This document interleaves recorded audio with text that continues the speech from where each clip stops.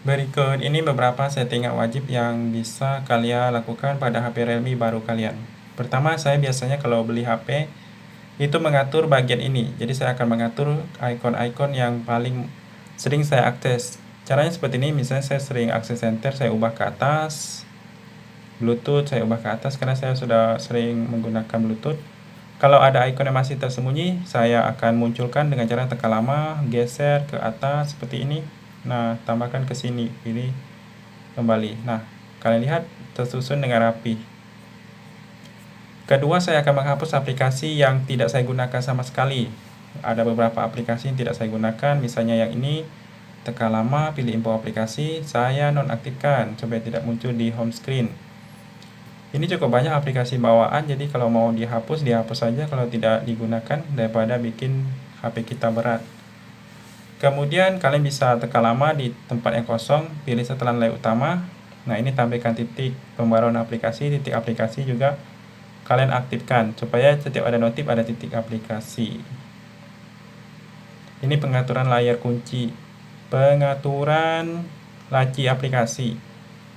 Jadi bisa kalian atur, tampilkan sana aplikasi, saya matikan.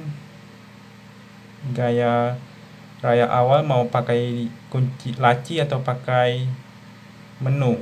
Jadi saya pakai yang tidak ada laci. Jadi semua icon tampil di home screen.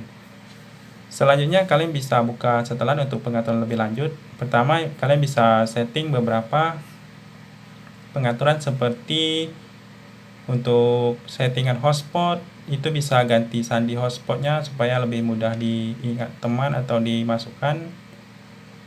Kemudian di sini di bagian aplikasi saya akan setting beberapa aplikasi default. Nah, kalau browser saya pakai Chrome. Kemudian untuk settingan lain di sini ada aplikasi ganda, bisa kalian gandakan. Selanjutnya di notifikasi yang saya aktifkan yang ini, history notifikasi. Jadi kalau ada teman narik pesan WA, dia akan tetap muncul di sini. Jadi aktifkan tombol ini. Kapsul mini jangan lupa. Kemudian balon percakapan aktifkan supaya dia ada pop up muncul. Notifikasi layar kunci mau kalian tampilkan atau tidak, ini ada opsi 3. Silakan dipilih. Kemudian ada menu titik notifikasi di icon aplikasi yang tadi. Setelah itu di baterai, ini ada pengelola baterai, gunakan pengelola baterai, aktifkan presentasi baterai, jangan lupa diaktifkan untuk HP baru. Setelah itu pilih penyimpanan, aktifkan pengelola penyimpanan ini. Kemudian ini menu daya hidup matinya secara terjadwal, tapi itu opsional saja mau diaktifkan atau tidak.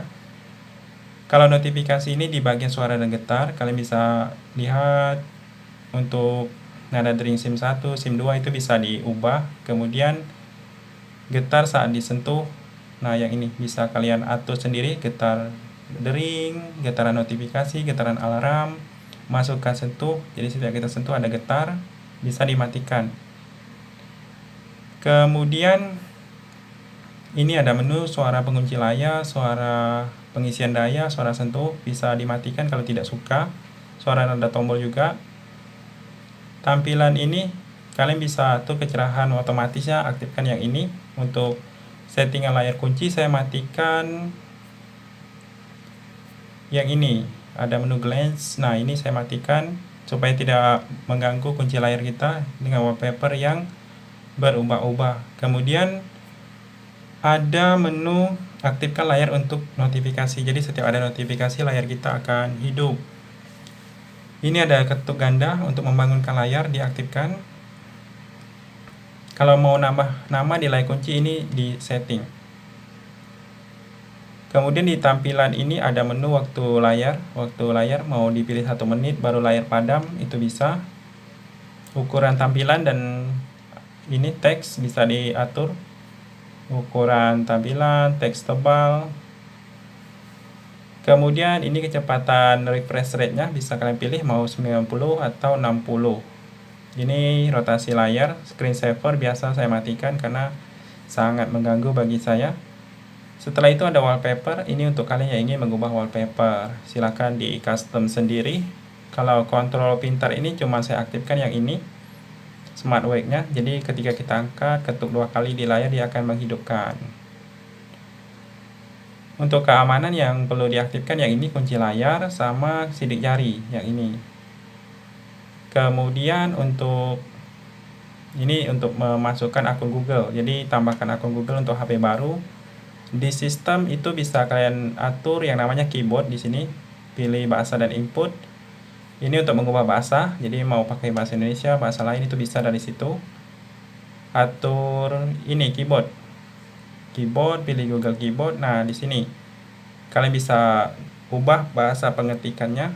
Kemudian preferensinya bisa kalian lihat, tampilkan baris angka untuk keyboardnya. Kemudian matikan suara nada tombol, suara getar, bukan efek getar maksudnya. Kemudian ada tema, bisa ganti tema keyboard. Kemudian koreksi teks, tampilkan strip saran, bisa kalian baca fungsinya, dan kalau butuh diaktifkan, kalau tidak butuh dimatikan saja. Papan klip ini jangan lupa diaktifkan juga supaya setiap kita mengcopy sesuatu masih tersimpan di clipboard.